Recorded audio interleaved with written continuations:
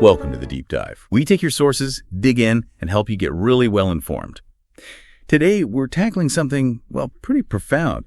It's that fear that sits in the back of almost everyone's mind, the fear of death. You know, psychologists call it death anxiety or thanatophobia. And you see it everywhere, right? The anti-aging craze, people chasing immortality in different ways. It's a big driver.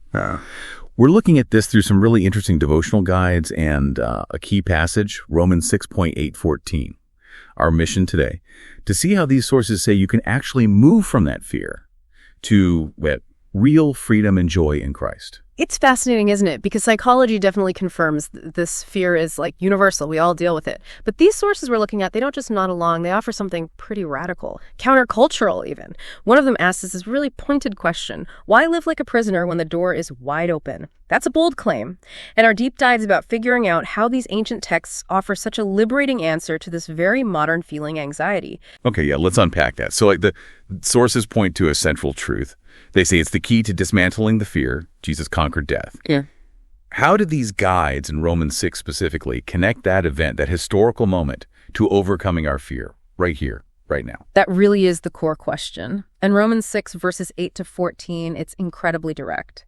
Especially verse 9, death no longer has dominion over him. And the crucial part is, this isn't just about Jesus, it's about the shift it makes possible for you. Because Jesus died once, dealt with sin completely, and then came back to life.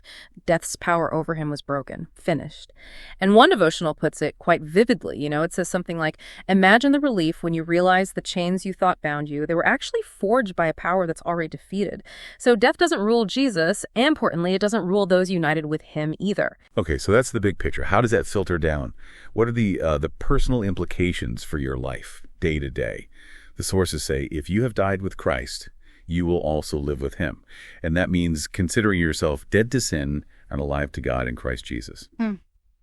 For someone listening, what does that actually mean? Dead to sin, alive to God. What does that look like practically, according to these guides? It's a fundamental shift in your identity, really. A reorientation. The guides talk about it like changing your allegiance. Dead to sin means that old master fear, maybe self-interest, past mistakes, it doesn't get the final word anymore. Doesn't mean you'll be perfect, not at all. But its reign, its ultimate control is broken.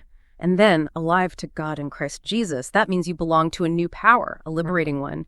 You're actually empowered to live out God's purpose. There's a new vitality available. That's the freedom Romans talks about. You're told not to let sin, therefore, reign in your mortal body. Instead, you're to present yourselves to God as those who have been brought from death to life. It's an active thing. That is a profound shift. And it makes the next part make more sense. Sin will have no dominion over you since you're not under law but under grace. For listeners hearing not under law but under grace, maybe wondering what that actually means for daily life. Yeah. How do the sources explain that better? Oh, it's huge. Being under law in that context meant constantly trying to earn God's approval, always striving, always falling short, carrying that burden. But being under grace, that means God's unmerited favor, his active, empowering presence. That's what defines your relationship now. One guide puts it really well. Grace isn't just about wiping the slate clean for yesterday. It's the fuel for today's courage and tomorrow's hope. So this new reality, it frees you from that endless cycle of guilt and trying to measure up. Right. So putting it all together for you, the listener, what's the takeaway? It means you don't have to be paralyzed by fear of the future, worrying about what might happen, because your ultimate destiny is secure in Christ. It means you don't have to let sin dictate your choices or your sense of worth anymore. That power is broken. You're actually free. Free to live boldly for God, to follow his lead without fear holding you back. Grace isn't just about pardon, it's about power for a completely new way of living, starting now. Which loops right back to that powerful question we started with, doesn't it? Why live like a prisoner when the door to this kind of freedom is wide open? Exactly. So instead of fearing death, which the Bible calls the consequence, the wage of sin, you can actually rejoice in Christ. Yeah. This deep dive really shows how believers are freed from sin's grip and death's shatter, not just in theory, but in a way that's meant to change how you live, bringing joy and purpose. It's potentially life-changing.